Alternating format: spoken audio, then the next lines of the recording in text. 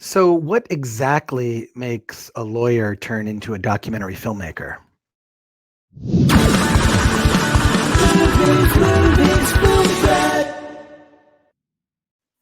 Welcome to the Film Threat Podcast. I am Chris Gore, and we got a very special guest today.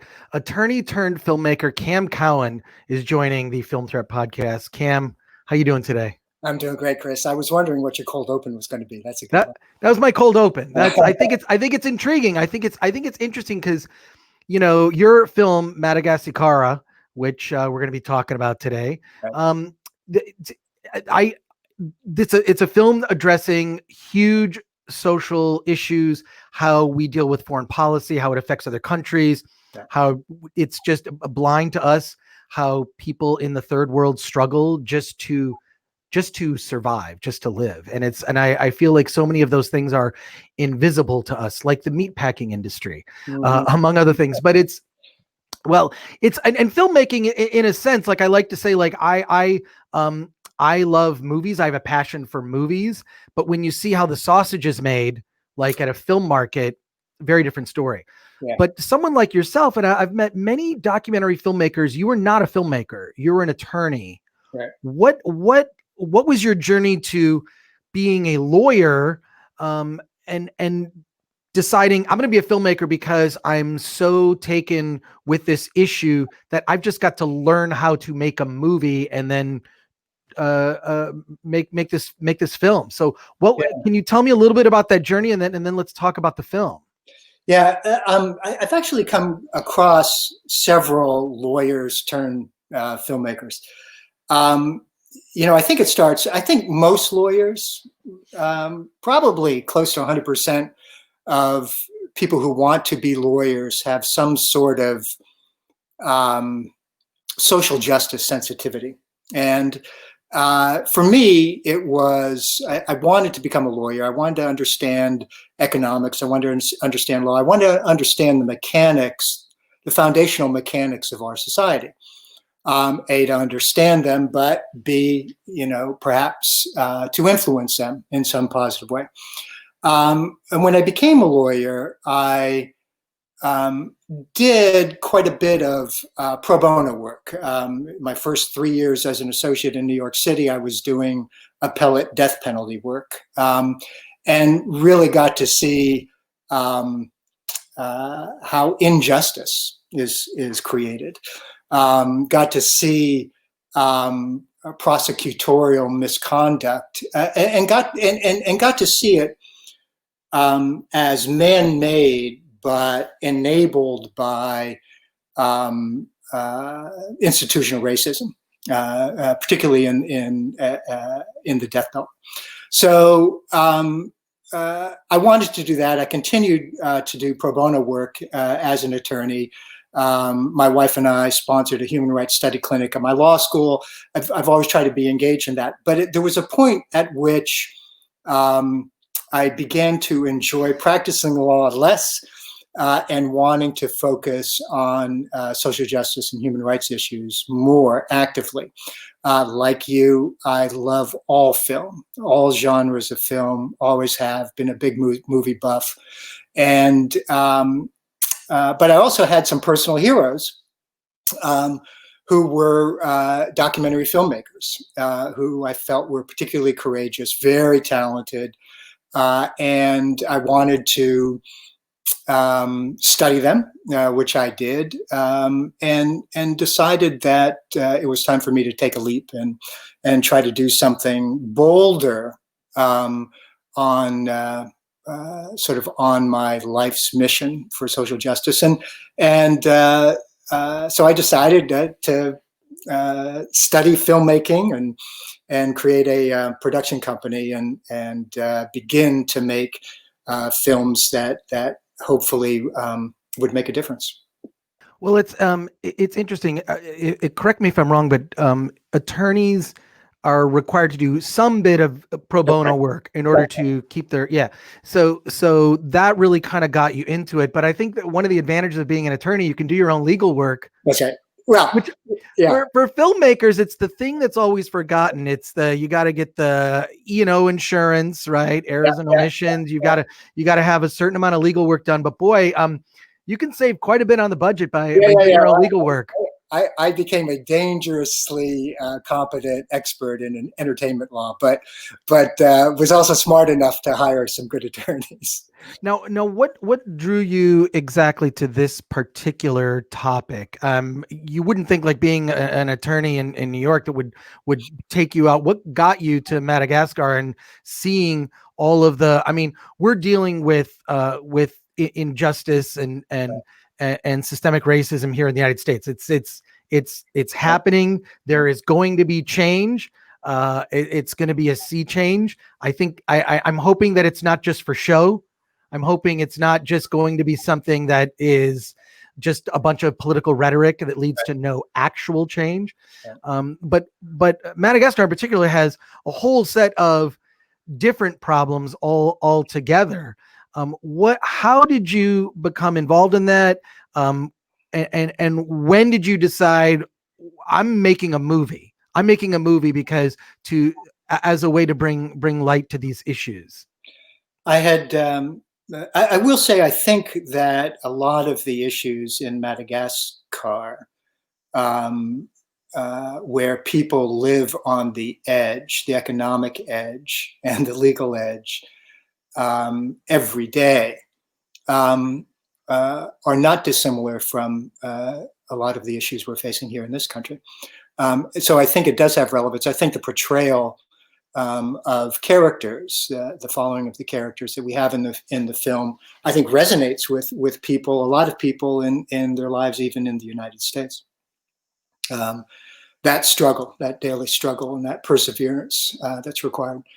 But no, I decided I wanted to make documentary films first, and start the production company, and learn how to do it, learn how to film. Learn about film. And it was during that, not knowing exactly what the first film would be, that in this human rights study clinic, I saw a presentation by the law school students on Madagascar. They had studied Madagascar for the year, went to Madagascar for primary research and came back. And I remember they had been to Sri Lanka and Sierra Leone and Uganda and Cambodia and some pretty tough countries from a human rights perspective. And I remember learning that they were going to Madagascar, and it was just like, why Madagascar? You mean with all the lemurs and the beautiful rainforest and all that? Because that's what I knew about Madagascar. And I was really stunned and felt guilty about not knowing more, because at that time when I heard that presentation, Madagascar was the poorest country on the planet. We don't know that. We in this hemisphere think of Haiti, and Haiti is desperately poor, but the statistics in Madagascar overwhelm the statistics in Haiti. At that time, the population was around 22 million. It's closer to 30 million now in Madagascar. At that time, 92% of the population was living under less than $2 a day. Half of the population were children. Half of the children were stunted, were grossly malnourished. And you see what that cycle of malnourishment creates in the inability of the country to progress and develop. And I was really stunned at this. And the students had visuals which were disturbing to me. And so I really wondered why. So, I put on my lawyer's hat, and it was like, why is it this way? How did it get this way? And why do I not know about it? And I spent close to a year researching. I relied on the students in the beginning, and found, some of which portrayed in the film, that these people, these extraordinary people, have been acted upon by domestic and international political forces that have caused this poverty. It's endemic. It could be reversed. It's just not being reversed. Particularly troubling were the events in 2009, where there was a nonviolent, unconstitutional change of government. And the United States and most of the international community decided to pull out aid. And the country at that time depended for between 60 and 70% of its social service budget, and that is education, healthcare, access to food, access to water, on foreign aid. And that was pulled right out. And I was kind of stunned that one of my heroes, Barack Obama, was president at the time. Hillary Clinton was Secretary of State at the time. It was their decision. And there was the aid pullout, and then there was the termination of benefits under the African Growth and Opportunity Act, which closed down all the textile mills and sent hundreds of thousands of people out to the streets. And why did that happen? Now, how could that happen? We didn't know about it. And I really wanted to investigate it and understand it. And I felt that my country, my president, had done something that could have amounted to a human rights violation. In fact, there is testimony to that effect. Well, it's interesting how you balance the documentary, because you show the political upheaval, right? This effectively illegitimate administration, right? And then you balance that with, experts, but then you actually you get to know some of the people. Right. There's a young woman that you get to know, and she's has several children from different fathers, and you see that effectively the economy forces women to become sex workers, and that's just how they have to live. So fascinating that you've been able to balance like both sides of it. It's not just political experts giving their opinion. It's like, and here is the real cost of all of this. Yeah. So I mean, obviously, I'm just going to guess you probably made more money as an attorney than you did as a documentary filmmaker. Yes. I'm sorry to say, it's, unless you've got a good grant going, it's tough. So how did you, when you're tackling a topic that's so large as this, and I didn't even think about when you brought up that, like, draw the analogy of like, we're dealing with some of similar issues here in terms of class disparity that continues to, I mean, I think everybody wants to turn this into the issues that we're grappling with into a race thing.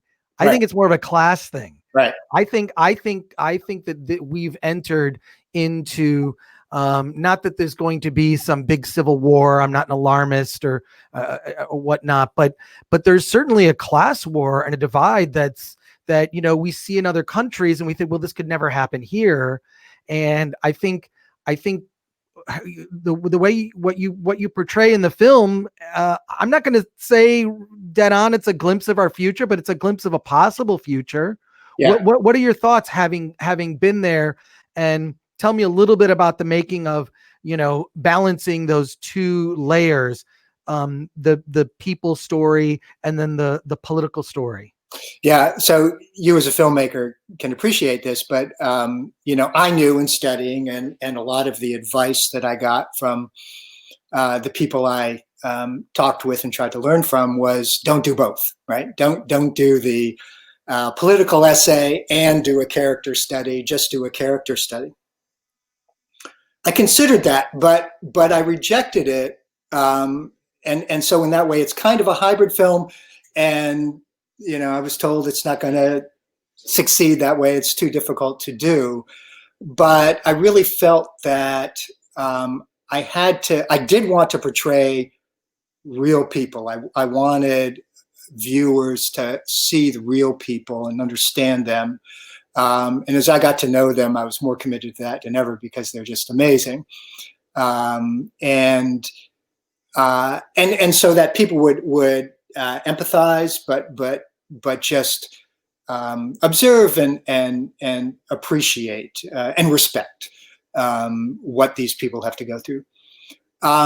But there was a really important high-level story to tell, which I felt you really couldn't appreciate exactly what they went through and how they have been acted upon if you didn't know about that higher level story. So it was tricky. It was very hard. I hope we succeeded. But we tried to weave it in and out to bring a little bit of the higher level story and make that a story over time, as well as following the three women and their families over time.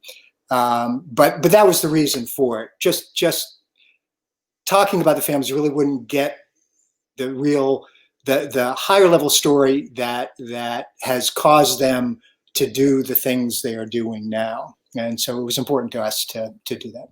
Well, I think it's very successful because you show the human cost. It's not just here are the political machinations behind the scenes. Here is the real human cost. This is what's really happening. This is like, there's a scene where she's trying to find two matching shoes, you know, and it's very poignant and it's sad. And I see documentaries like this and you know, my interests are, you know, I love pop culture and whatnot. It's like, this is a type of documentary I don't think I could ever attempt myself. And I always admire filmmakers like yourselves who put yourself out there and take on the difficult topics, right? You know, the things that I like are pop culture stuff. But when I see this situation, what I really want to ask you, like, how do you, being there in the moment and seeing this young woman and she has these cute children that are clearly malnourished, like, how do you not just say, here's a Snickers bar, here's a sandwich, like I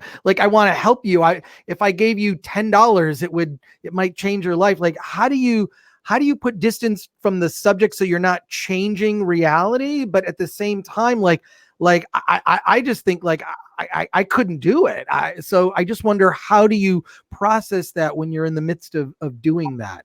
Yeah, part of it is great question. And part of it is I had a somewhat of a good foundation in the Human Rights Study Clinic, because in going to another country and studying human rights issues, you do have to be trained and have sensitivity to those kinds of things. I think mostly, though, it was the team I had, the crew I had, and particularly the fixer I had, who became he was our interpreter, turned into fixer, turned into assistant director, turned into one of my best friends. Malagasy man, extraordinary man. And he really, he taught me, and he taught me about culture mostly by example and his interaction with people. A, I would say B, it was the people themselves. I hope it comes through in the film, but they're really quite remarkable. And even though they are some of the poorest people in the world, they have immense dignity, great sense of humor, strength, fiery determination, complete people, love their children. Obviously, they're doing whatever they can and everything they can to make sure their children get an education, even though they don't have that education, and even though they realize if their children get an education, there's probably no work for them anyway, but they're struggling to do that. And it's just the immense dignity in those people that they were better than I was. They were, they had life experiences that were much more difficult than mine, and they were doing much better at life in that context than I possibly could. And I had immense respect for them.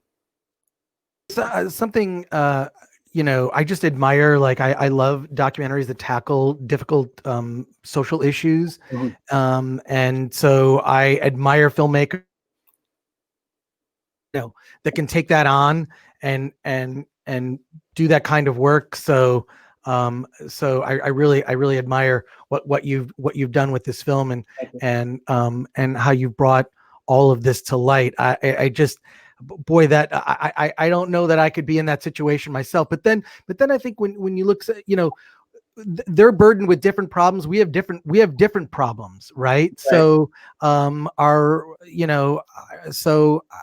don't know. It's I mean, it's great. It's a funny thing when we screen the film in film festivals in the U.S. And in Western Europe. I always like to sit in the back or walk in the back and watch reactions, and you could see women just shaking their head, just sort of getting it, the struggle that women have, the responsibility that is ultimately put on their shoulders for the children when there are desperate conditions. And so I think I think our characters, the Malagasy women, are relatable, and I think a lot of people who see the film relate to them. I'll also say, just to connect the point earlier, that a lot of there was a great deal of political parallel between the marauding presidential candidates and one of the presidents who is the political antagonist in the film, and what is going on in this country and our current president. And I think people could see that in the film as well and just relate to it. And as you say, maybe it could happen here. Maybe it is happening here to a degree. Well, it is funny to look at that and think, oh, like, yeah, no, we're good. But when we criticize other countries for what they do with their elections, and look at where we are now. You see that scene in the film when there's a peaceful march over to the presidential palace, and the presidential guards start firing. You see a couple of weeks ago a peaceful protest in Lafayette Park, and the military come in and start firing rubber bullets and tear gas. I mean, it's different. It's quite different, but there are parallels. Well, Cam, I want to thank you for being on the Film Threat podcast. The movie is Madagascar. Hopefully I pronounced that correctly. And it's currently available on video on demand on all platforms. June 26th, it comes out on Amazon Prime and Docurama, and then it'll be following up with all platforms.